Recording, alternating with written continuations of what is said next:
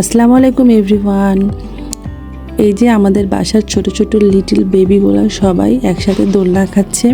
আর এটা হচ্ছে আমাদের ফ্যামিলি মেম্বার, ছোটোখাটো, মানে এখানে 100 ভাগের 1 ভাগও মানুষ নাই। আমাদের ফ্যামিলিটা অনেক বড় আসলে। তো আলহামদুলিল্লাহ বিয়ের রেশ এখনও কাটেনি আমাদের মধ্যে। আমরা প্রত্যেক দিন বিয়ের অনুষ্ঠানের পর প্রত্যেক দিন হচ্ছে শুধু বেড়াচ্ছিলাম। তো আমরা প্ল্যান করেছিলাম যে আমরা নতুন করে ভদ্রা পার্ক তৈরি হয়েছে, ভদ্রা পার্কে যাব সবাই মিলে। তো এখানে যেহেতু আমরা অনেক মানুষ ছিলাম, মানে আমাদের ফ্যামিলিটা যেহেতু বড়, আমরা অনেক সবাই মিলেই অলমোস্ট বাড়িতে যারা যারা ছিলাম তারা সবাই মিলেই হচ্ছে একটু বেড়াতে গিয়েছিলাম। তারপরেও এখানে অনেকজনই যায়নি। তো সবাই মিলে যখন ঘুরছিলাম আমাদের যেতে যেতে একটু দেরি হয়ে গিয়েছিল, একটু পরে সন্ধ্যা হয়ে গিয়েছিল। আর সন্ধ্যার পর নাইট ভিউটা এত সুন্দর ছিল, মানে এত লাইট, মনে হচ্ছে স্টোন বসানো আছে, এত সুন্দর লাগছিল দেখতে। আর রাতের পরিবেশটা মনে হচ্ছিল যে আরও সুন্দর লাগছিল। তো যাক, আল্লাহ যা করে ভালোর জন্যই করে। আমি প্রথমে এসে আমরা আফসোস করলাম যে আমাদের দেরি হয়ে গেল আসতে। তো আসলে রাত্রেবেলাতে এসে বেশি ভালো লাগলো, কারণ রাত্রে অনেক সুন্দর একটা পরিবেশ ছিল আর বাচ্চারাও খুব সুন্দর করে এনজয় করছিল। আর এই যে এগুলো সবই আমাদের বাসারই বাচ্চা, মানে প্রত্যেকে তার নিজের বাচ্চা সামলানোতে ব্যস্ত।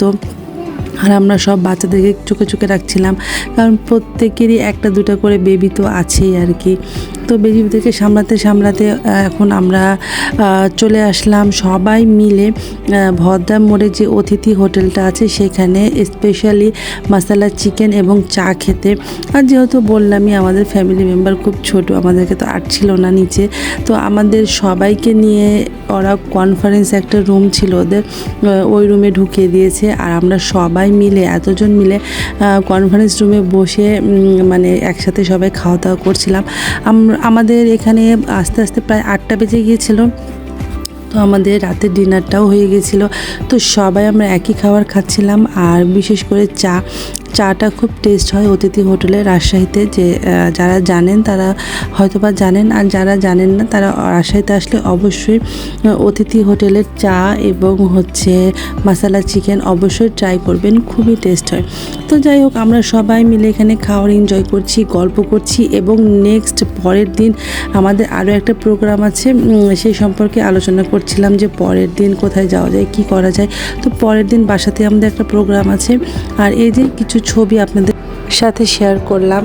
আর এদের খুব সুন্দর ছবিগুলো এসেছিল, মানে এক ফ্রেমে সবাইকে আনতে অনেক সময় লেগে গিয়েছিল।